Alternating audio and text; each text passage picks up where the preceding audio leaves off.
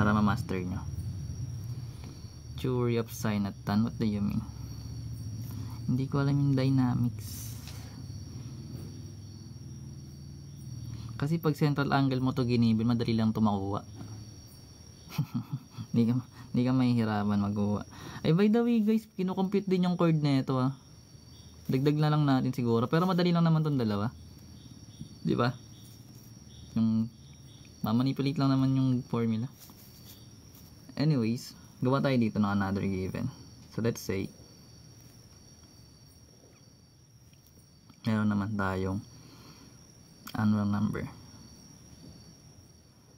a letter, rock. Next, so meron tayong A dito, circle A, then meron tayo dyan mga chords, then let's say itong yung intersection letter E. Okay, so ayan. So paano ba mag-compute na ito?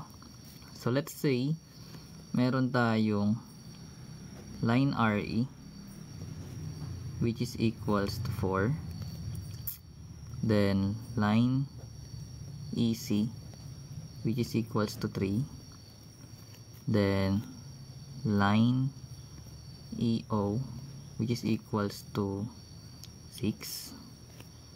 Find line EK. So may cases na ganito naman, hinahanap yung length ng itong mga line na to. So basically madali lang na naman ito i-compute. So paano ito ginagawa by the way? So kapag nakita ka ng chord guys, minumultiply lang naman yung mga line. Like magkakaroon tayo, let's say dito tayo next start sa RE, line RE times mo sa EC equal sa kabilang line. So bali magkakaroon ka ng KE then EO. So ganito pag-compute nyan. Then plug mo na yung mga given. Kung meron kang line RE, that is 4 times yung EC, that is 3, equals yung KE which is unknown, yung EK natin. So line KE pa rin siya, times yung EC which EO I mean, that is 6. Then syempre divide lang both side by 6 para makuha natin yung 6, yung KE. So may eliminate na to. Then simplify, yung 6 tsaka 3 madidivide sa 3, magiging 1 na lang to. Ito magiging 2. Then itong 4 tsaka ito madidivide din, magiging 1. Then magiging 2. So basically yung magiging line KE natin, that is 2.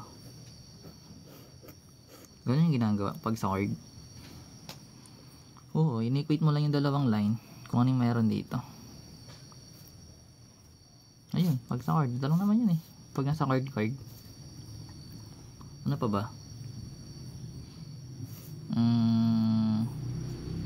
Basta may given na ganyan yung ginagawa. Wait lang, walang papel.